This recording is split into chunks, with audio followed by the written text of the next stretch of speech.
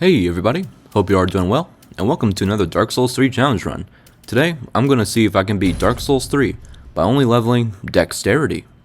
I'll go with my main man Splonker for this run, and I choose the Warrior class because it has a good amount of starting health and stamina, and with that, our run begins.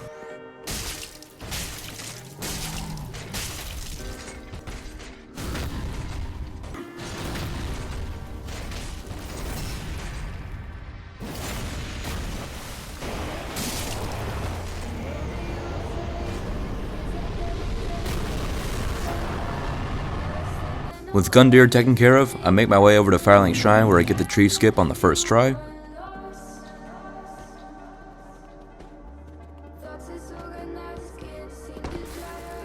And then I pick up my usual Estus Shard and Silver Serpent Ring. Then after getting my first few levels into Dexterity, I make my way to the back of Firelink Shrine where I take on this so-called Sword Master because he drops our first Dexterity weapon.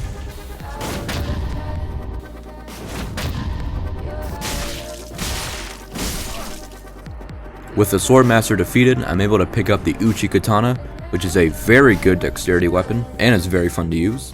And then I journey into the High Wall of Lothric.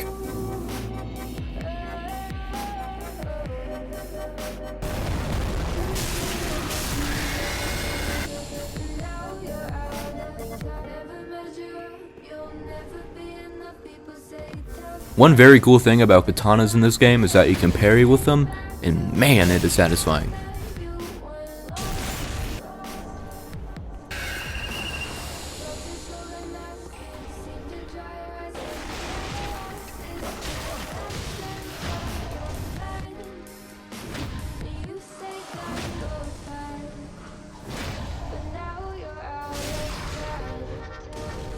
After I take a few minutes to show off my parry skills, I pick up a few more items here at the High Wall of Lothric, and then it was time to take on Vort of the Boreal Valley.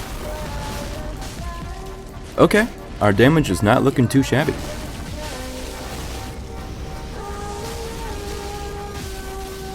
It doesn't take long for Vort to go down, and after he's taken care of, I make my way back to Firelink Shrine, where I get my Dexterity level to 21. I then purchase the Scimitar from the Handmaiden, which is a very good dex weapon. And then I travel over to the Undead Settlement.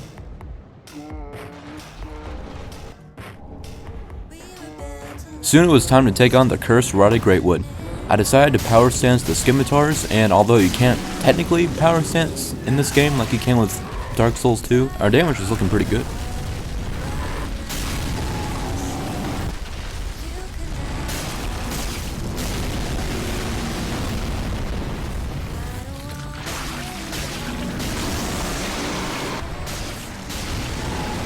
Like I said, the damage we were doing was pretty good, and it didn't take too long for the tree boy to go down. I make my way back to Firelink Shrine where I get my Dexterity level to 24. Before I journeyed over to the Road of Sacrifices, there was a few more items I wanted to pick up here at the Undead Settlement, starting with this red and white Blessed Shield, which gives me a small amount of health every few seconds. And after picking up a few more Titanite Shards, I make my way through the Road of Sacrifices. I parry this woman for no reason. I pick up the Brigand Twin Daggers, and then I make my way to the Crucifixion Woods where I pick up other useful items. I grab the Sellsword Twin Blades, which is an absolute beast of a dexterity weapon. And I also grab the Faron Coal, which allows me to infuse my weapons with a Sharp Gem, so we get better dexterity scaling. And after collecting everything I wanted from the Crucifixion Woods, I make my way to Faron Keep.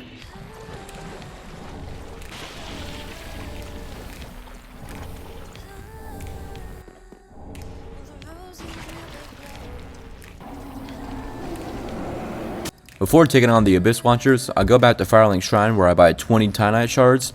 I then infuse my Scimitar, so now it has an S in dexterity scaling, which is crazy. And then it was time to take on the Abyss Watchers, if I had the footage. With the Abyss Watchers taken care of, I trade in their soul for the Faron Greatsword, and even though it is a greatsword, it scales a lot better with dexterity than it does with strength. I can't wield it quite yet, but I'm going to pick up the Knight's Ring shortly, which increases my strength by 5, so then I can wield it properly. And after picking up the Life Ring, I make my way to the Catacombs of Carthus. While I'm here, I made sure to pick up another sharp gem and a few Titanite shards and large Titanite shards. After collecting everything I wanted from the catacombs, it was time to take on High Lord Wolnir.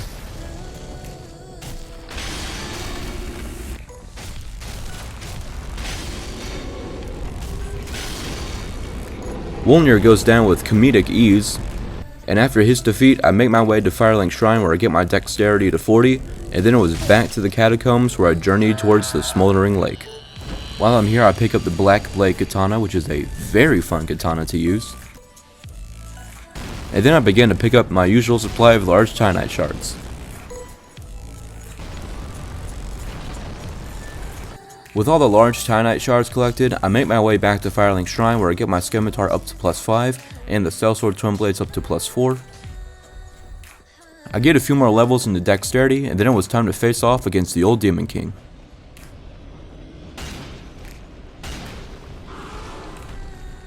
Ooh, okay, that's pretty solid damage. I like that.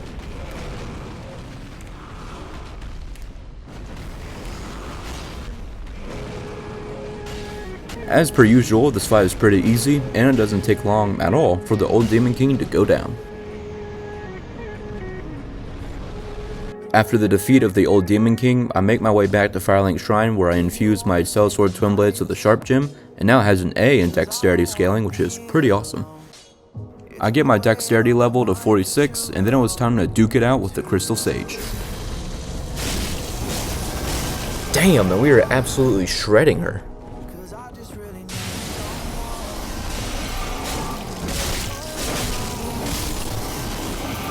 Now, it was a very close fight, and I actually almost died, but thankfully, the Crystal Sage goes down on my first attempt. Whew. With the Crystal Sage taken care of, I make my way into the Cathedral of the Deep, picking up Lloyd's Sword Ring, which increases my attack power when I'm at full health.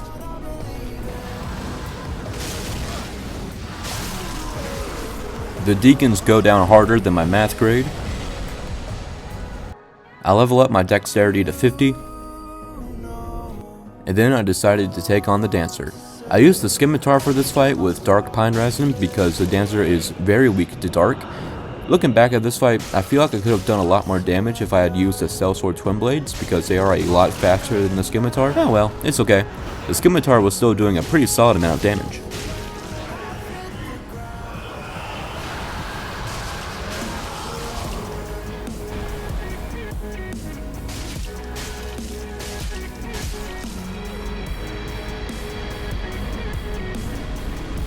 With the Dancer defeated, I make my way back to Firelink Shrine where I get my dexterity up to 55, and then it was time to steal a whole bunch of Titanite from Lothric Castle.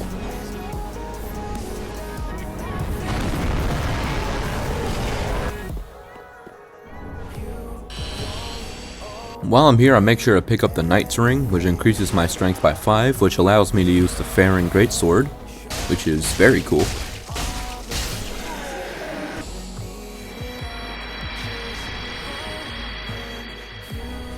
With all the Titanite pieces collected, I get the Farron Greatsword up to +3 back at Firelink Shrine. I get my dexterity level to 59. And then I journeyed into the Consumed King's Garden where it was time to face Osiris.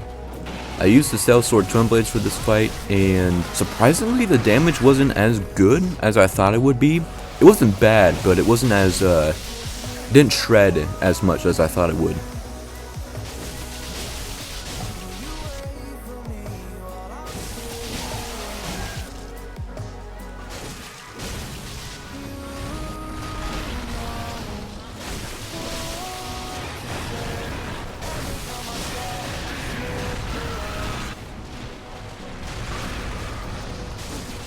Even though the damage wasn't as great as I thought it would be, surprisingly this fight went really well, and I beat Osiris on my first try. Next up was Champion Gundyr. I used the Farron Greatsword for this fight because it has a B in dexterity scaling, and not only does it have a super cool moveset, but you can also parry with it, and man, it is satisfying.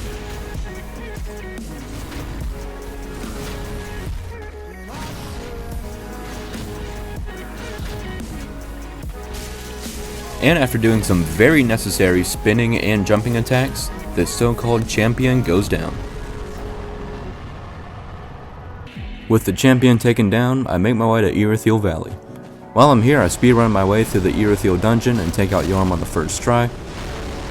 I get my dexterity level to 69, and then it was time to take on Pontiff Sullivan. So as you can see, I'm power stancing scimitars during this fight. If you have a scimitar in your offhand, you can parry with it. The timing is so comedically small, but if you get it, it's just, man, it is so satisfying. And speaking of satisfaction, man, that damage is so good.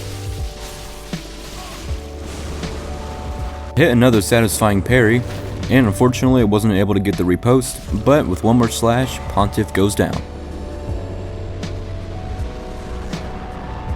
With Pontiff taken care of, I make a beeline towards Anne Orlando, making sure to pick up the Easterner's Ashes as it allows me to buy an infinite amount of large Tynite shards. And once I arrive at Anne Orlando, it was time to take on Ultridge. So I used the Chaos Blade for this fight, which is a katana that I picked up at Champion Gundir's Arena, and I'm sorry I didn't show that. But this katana is really good because not only does it do bleed, but it also has an S scaling in dexterity, which is awesome.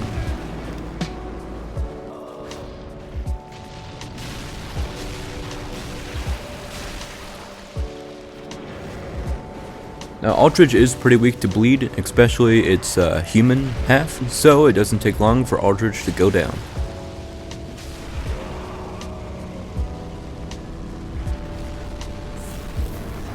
Once I returned to Firelink Shrine, I purchased a few large Tynite shards, and after getting my Sellsword Twin Blades up to +7, I decided to go on a bit of a side quest, so I made my way to Archdragon Peak. While I'm here, I grab the Lightning Clutch Ring, which increases my lightning damage. And as per usual, I perform a plunging attack to take down the Ancient Wyvern in one hit. After that totally planned goof up, I grab the Dragon Chaser's Ashes, which allows me to buy an infinite amount of whatever Tynite piece that I need. And then it was time to take on the Nameless King.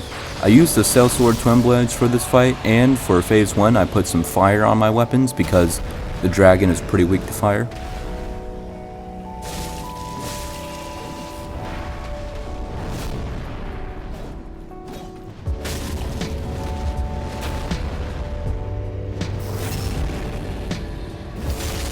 When phase 2 started, I threw on some human pine resin on my weapon because the Nameless King is pretty weak to dark damage.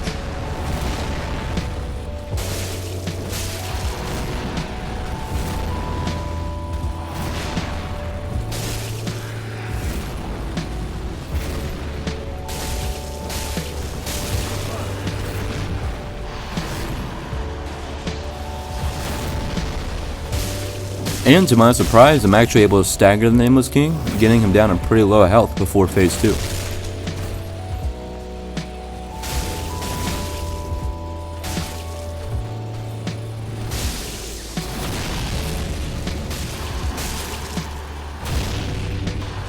Not long after the Nameless King goes down to phase 2, we're able to take him down with a few more slashes from our swords. Hell yeah. With the Nameless King taken care of, I decide to go on an even bigger side quest, so I make my way towards the Ashes of Ariandel DLC.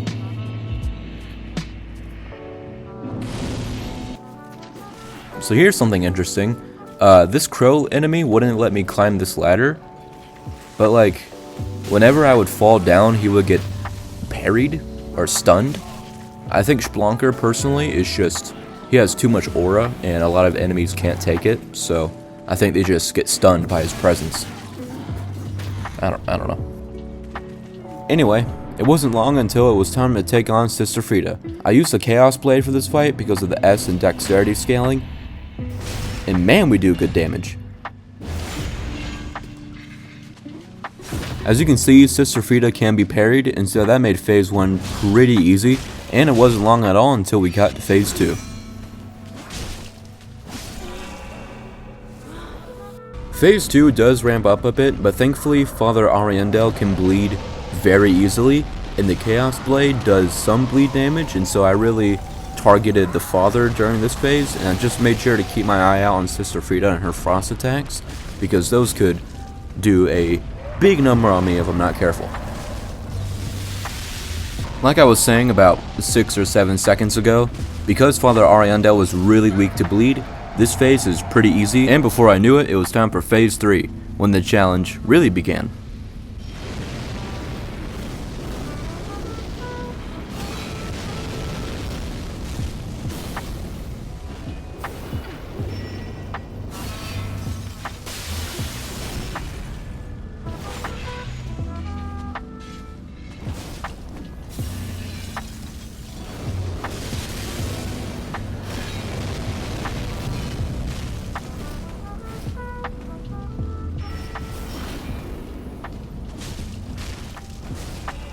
Now the fight was pretty intense, and there was one or two very close calls, but Sister Frida goes down, and this time it did not take me 3 hours.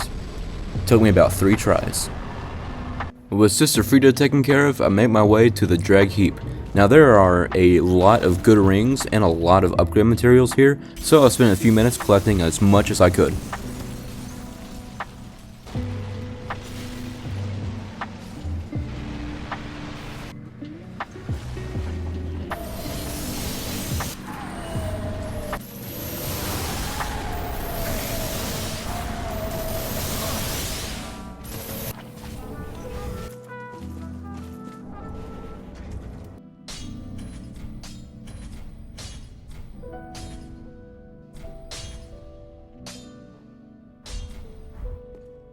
With my new scythe upgraded to +5, I make my way to the Dragon Barracks where I take on the Dragon Slayer armor. I throw on some fire on my Steel Sword Twin Blades because the DSA is pretty weak to fire, and the fight begins. Or it already began, but I was yapping over it, so now it really begins. Now like I just said, the DSA is pretty weak to fire, and with the A scaling and dexterity on the Steel Sword Twin Blades, we are doing a lot of damage, and it doesn't take long for the Dragon Slayer armor to go down. With the Dragon Slayer armor defeated, I speedrun my way through the Grand Archives until I get to Prince Lothric and Lorien. I had infused my Great Corvian Scythe with the Sharp Gem, so now I had an S in scaling, and because the Twin Princes are weak to bleed, I threw on some Karthus Rouge on my scythe, and then the fight begins.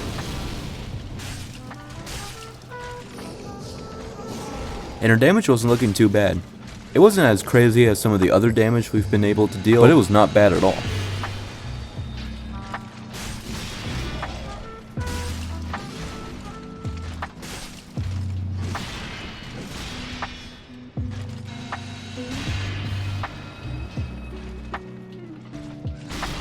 With a few more strikes from my scythe, we get the Twin Princes down to phase 2.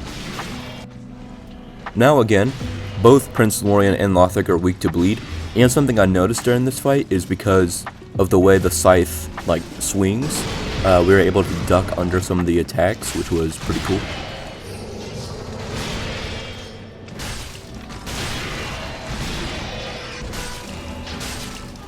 I'm able to take out Lorien during his teleport, and while I had the opportunity, I got a lot of good hits in on Lothric.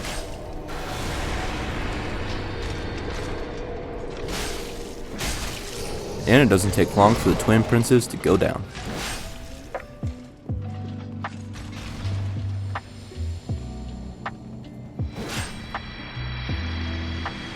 With the Twin Princes taken care of, there was only one more boss in my way, that being the Soul Ascender.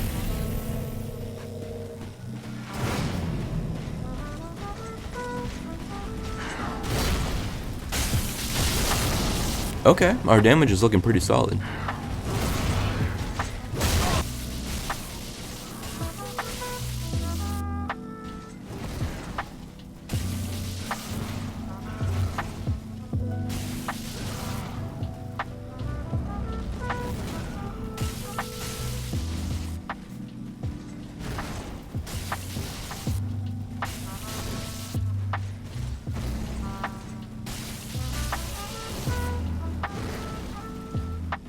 Now the Soul Ascender is pretty weak to lightning damage, and with one more very necessary and very fancy looking move, the Soul Ascender goes down, concluding my dexterity only run in Dark Souls 3.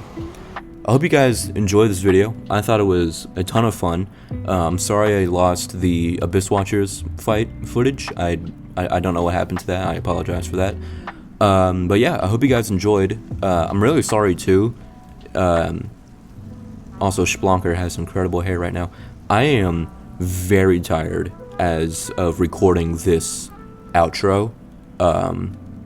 so I'm sorry if I'm sounding a little bit different, but again, I hope you guys have enjoyed this video. I thought it was a lot of fun to make, and I'm excited for some more.